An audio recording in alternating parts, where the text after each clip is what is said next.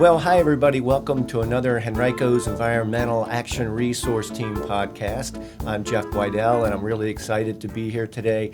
And we're going to talk about another topic that has a lot to do with the environment. And a lot of times there's things that the county does so we really don't even know are connected to the environment. So here I have two guests right now. We have Deana Williams, and Deana is the Assistant Division Director of Environmental Services for the Henrico County Department of Public Works.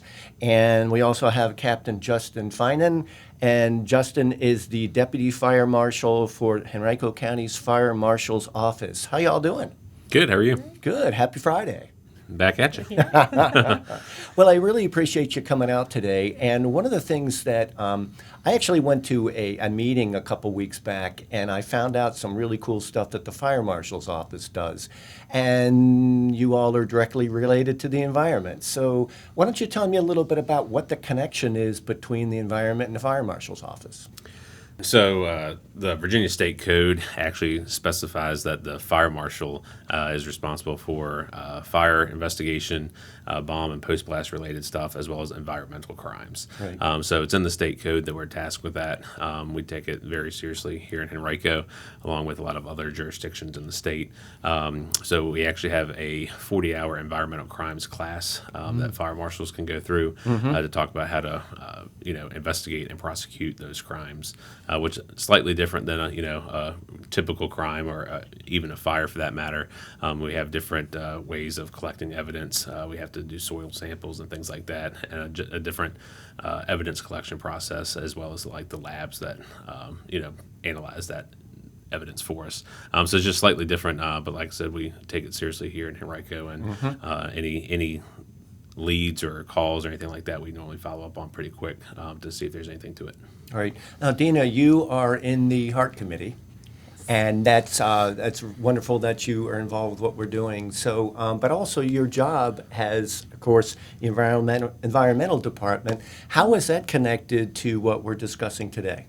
Sure. So I oversee the administration of our MS4 permit, which is our municipal separate storm sewer system permit. So anything that enters our street inlets, our ditches, those eventually lead to waterways. So when we have pollution, that's typically when we work together.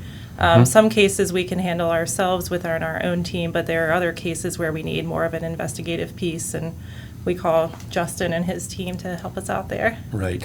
Now, the environment is water, it's ground, it's air. What are some of the things that you all run into as far as I don't know if you would call them complaints or whatever it might be? What are some of the things that you all are dealing with? So we get, as you can imagine, calls that are kind of all over the scale. We've had calls to where people have creeks or little waterways on their property, and somebody upstream is damming it to where it doesn't go through the farm or whatever. So we have deal with kind of more simple things like that, and neighbor disputes. We've gotten called for people dumping stuff on property. Right. As far as brush, she reminded me of a case that we had a couple years ago where they were just dumping trash. So anything like that, we dumping trash in Henrico is a pretty significant problem, especially at commercial properties where they have dumpsters. People go over there and they just dump all kinds of household stuff like that. And then we also get into chemicals and people that have stuff that they shouldn't have, people that have might be doing hobbies or experimenting in their backyard that creates a local hazard for the neighborhood or the neighbors and things like that. So really we get them different ways. We can get them submitted through the website. People call us. A lot of people reach out to the board of supervisors, and it makes it way to our office pretty quick, and we'll follow up with those. But like I said, it kind of runs the gamut. One of the ones specifically I was going to mention was we had a hotel in the West End last year. We got a tip actually from police. They had gone there on a call for service. Somebody reached out to them, and they had a sewer issue to where the sewer wasn't properly working. Wow. So they were pretty much dumping the sewer and wastewater out into the parking lot, which was going into the storm drain, oh my goodness, which was going into the waterways and things like that. Wow. So we went over there and along with some other issues, we actually ended up closing the business. Really? And they were closed from us for a year until they had all the proper repairs and met the code and were inspected by the building inspector's office. To make sure that the electrical, the plumbing permits, and everything were up to code. Right. So, Now, and Deana, what are the things of these kind of things that people are doing that are not really thinking about the environment? What is it affecting? It depends on the material. Yeah. But one of my favorite topics there is yard debris. A lot of people like to, and they think it's okay because it's natural. They like to dump leaves or grass clippings into a ditch, or if they have a stream in their backyard, they'll just dump it there, not realizing that as those things break down, they take up oxygen out of the water, which can affect anything living in the water. So that's kind of an easy example of something that seems fairly innocuous but has a large impact.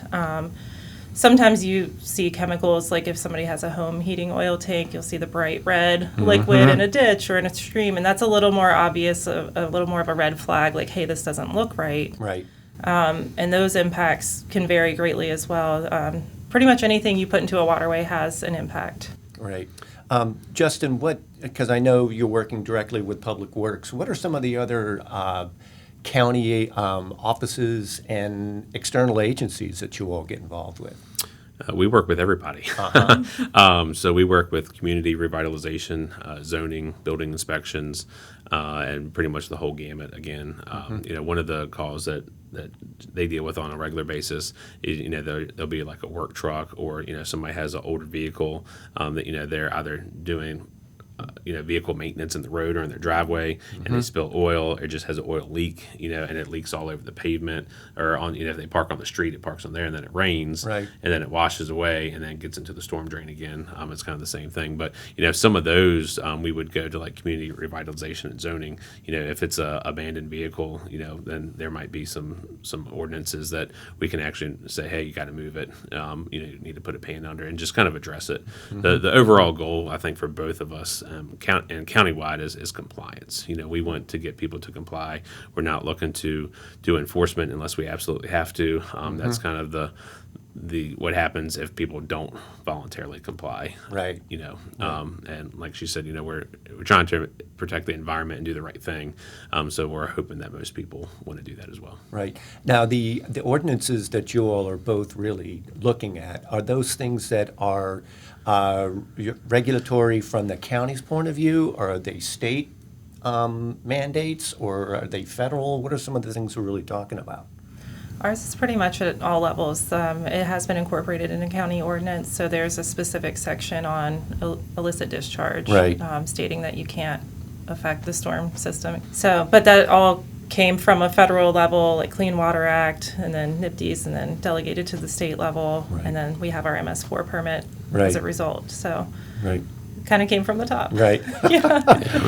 And when I saw your presentation, Justin, a little ways back, you were talking about that it's rare that you really have to enforce something to the point that there's people having to get fined and things like that. Why is that? What is the situation?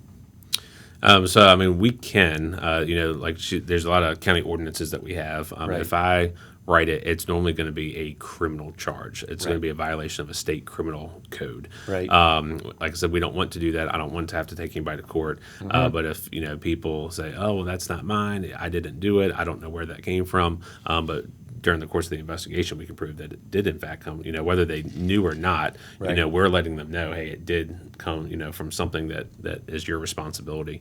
The biggest one that we have that I normally feel kind of bad about is just like generic property owners, like shopping centers and things like that. Right. Somebody, their car breaks down. We had one about probably 3-4 weeks ago now, shopping center, a tractor trailer, was having some issues. He pulled up on the top part of the parking lot and then had some oil and diesel fuel run down. And it was, several, dozens of gallons of fuel and oil that were mixed. Right. And it went all the way through the parking lot and then kind of sat. So we left. We did an investigation to try to find that person, and we were unable to do so, just based on, the time of day and all that kind of stuff. It happened overnight. Right. But, unfortunately, the property owners now at on the hook to pay for that cleanup some cost. Right. So unfortunately, hazardous materials and environmental cleanup is not cheap.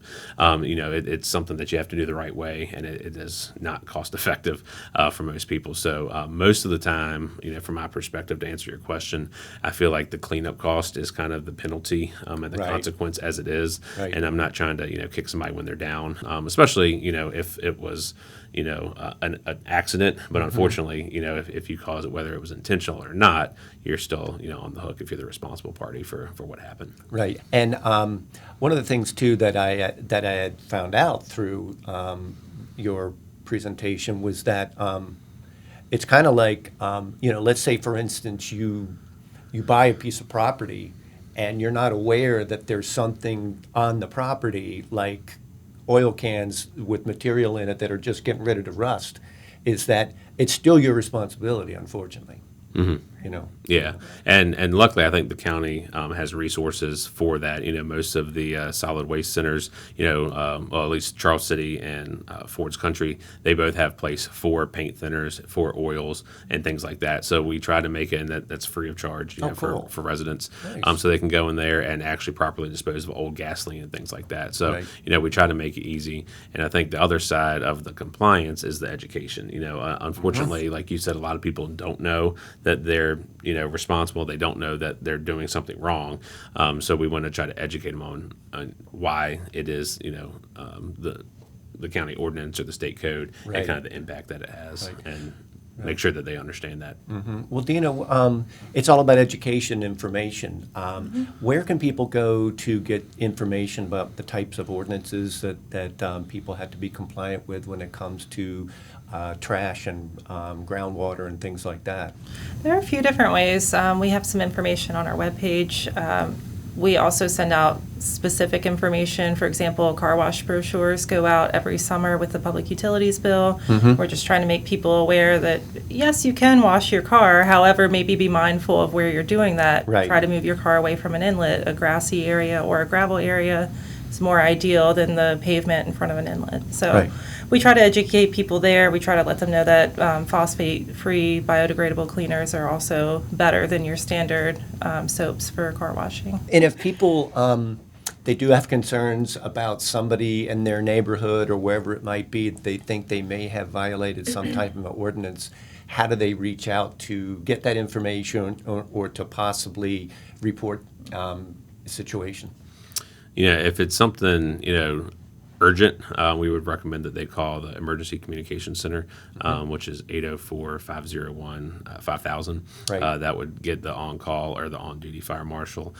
Most of the time in this situation, that's not going to be the case. Right. So we would recommend an email, and that can go to several different places off the website. But one that you can do is firemarshal@henrico.gov. Right, and it sounds like a situation, it's better to get informed before you get involved, because a lot of times when you get into a local dispute about something, there's a lot of misinformation that could be cleared up and things could be simplified. Well, I'll add to that. We have a report a spill button on our webpage. One thing we like to highlight with people is don't wait a couple of days to report something, because if it rains in between, it will be gone and there's nothing we can do. Right. But if we can get out there and put up some sort of containment or just make sure we're preventing a spill from entering our storm system or a waterway, then we're that much better off. Right. Wonderful. All right. Well, I really appreciate y'all coming out today. And for our viewers on video, you know that Stuart the turtle, our mascot, is on the table. But for people that are just watching or listening, Stuart is here. He's our mascot, and he always reminds us to be good stewards of the environment and to also reduce, reuse, recycle. And it's all about just trying to work together to make the environment a different place. If you need more information, our website is henrico.gov/H.E.A.R.T. And once again, I appreciate y'all being out here today, and we look forward to another podcast. Yep, thanks for the invite. Thank you. Take care. Appreciate it.